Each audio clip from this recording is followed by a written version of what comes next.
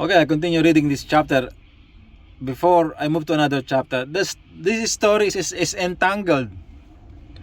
But I have no choice. It's very hard to explain, but I will try to explain. Revelation 14:9. Then a third angel followed them, shouting, anyone who worshipped the beast, the beast, the beast, from the Holy Bible, it means a giant religion, the enemy of God.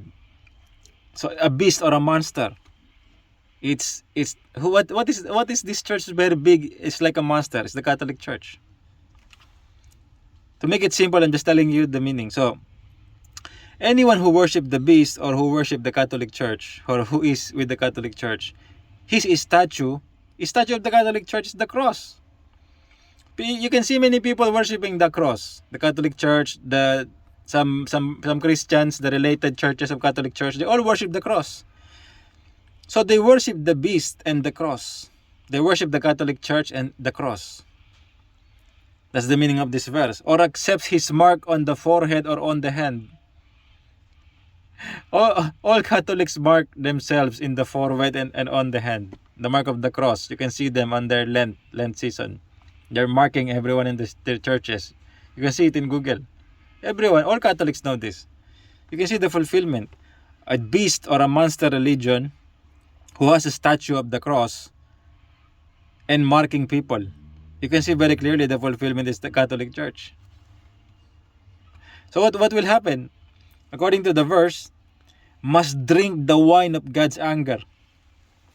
So if you are a member of this church or a member of this one world religion, be afraid, because this church will drink the wine of God's anger. God is very angry with them because of what they did of plunging many people to idolatry and to other wrong things that they're teaching.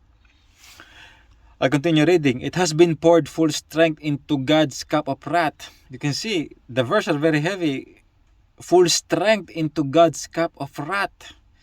And they will be tormented with fire and burning sulfur in the presence of the holy angels and the Lamb. The Lamb is our Lord Jesus Christ.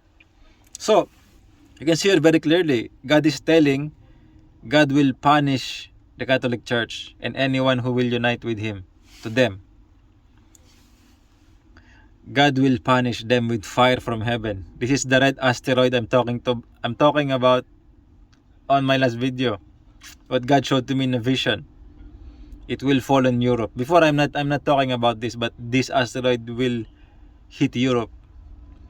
God gave me information days ago. It will strike in Europe as punishment for the Catholic Church and everyone who will unite with her. Okay.